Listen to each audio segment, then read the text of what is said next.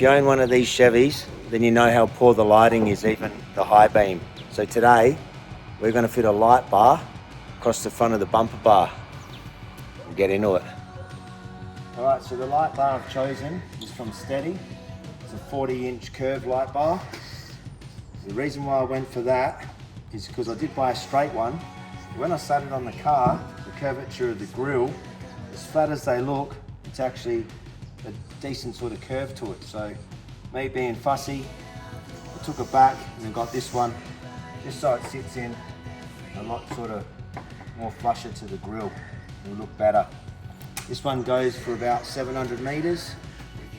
I haven't seen them work. I've got no idea how good it's going to be. We're just going to put it on, hope for the best. See how we go.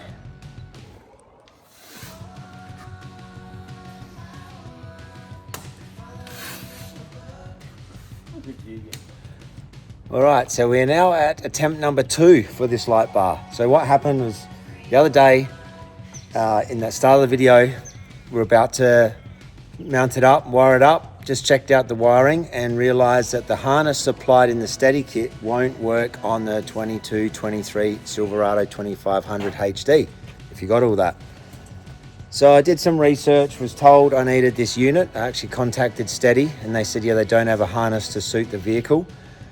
Did some research online and other owners have said that STEDI do make a harness and so do other brands. So I researched that a bit more, found a supplier in Adelaide, Super Cheap Auto, had the brand Hardcore in stock for the adapter that I need. Now, it's a piggyback adapter. It says on there PX2 and PX3 Ranger, Raptor and Everest for a Ford. And these plugs here look the same as the 8-pin plugs on my Chevy here. So this should work. We should be able to mount this today, wire it up today, and get it working for tonight. So yeah, I'm going to get back into it again.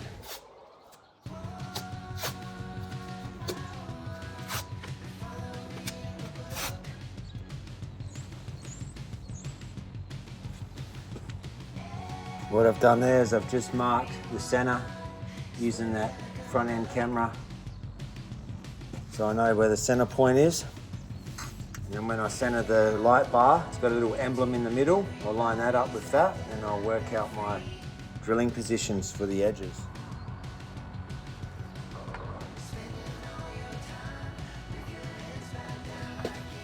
See how that goes.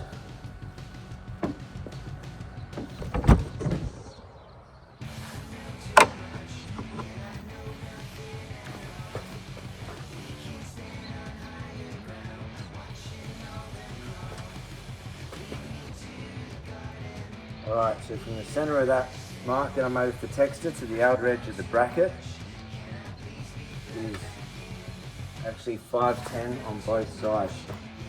So by pure chance, I got it right the first time. I'm happy with that. So now I'm going to take the brackets off, hold them on the edge, trace around it, mark out the hole, and I know exactly where to drill. So double check the measurements, make sure my drill spot is correct. And now the part that I don't like doing is drilling into a $170,000 vehicle, but it's got to be done.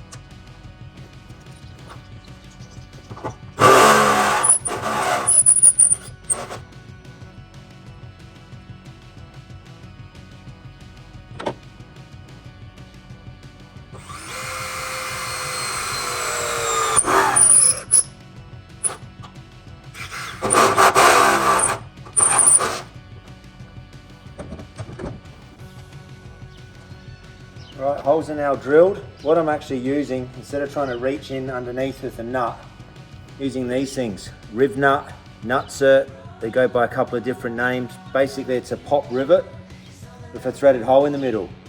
So you get the tool, you rivet that in, and that gives you your thread.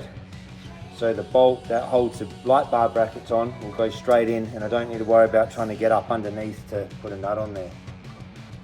What I've done here, I've just got an M8 bolt, washer and a spring washer. I've already done the passenger side there, as you can see. Oh,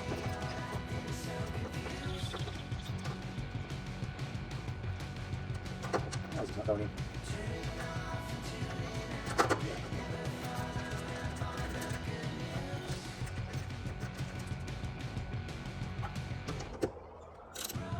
Just doing that up so I've got a bit of place so I can adjust it, get the light bar in, and obviously the correct width of the part as well. Now I'll just nip them up the spanner from underneath. There we have it, nutserts in, side brackets on, light bar is now secured to the bar. It's not going anywhere. Well, I hope not. Now it's just for the wiring. So we're going to feed this harness, these cables through the grill here, tuck it away, up inside, up here, up to the headlight plug, where we're going to use our hardcore piggyback harness, and then power to the battery, run a switch up inside to the cabin, and it'll be hooked up to our high beams as also the way it should be. And to feed this cable up behind the grill, I've got to remove this garnish here. So I've removed some of the plugs, got myself this special tool. Basically it slides under these little clips, pops them out like that. Well guys, there you have it. STEDI light bar on the Chevy 2500 HD with the use of a simple $25 piggyback harness by the brand Hardcore. STEDI also do one, even though when I called them, they told me they didn't have anything to fit this light bar to my model truck. So maybe the technician on the phone wasn't aware that their harness adapter would have worked. But it's do it yourself. Where I plugged it in was just up under here. I didn't film every step, just the basics to prove that it can be done and can be done cheaply. So yeah, we'll hit the road tonight and see the difference. See if we can light up the street.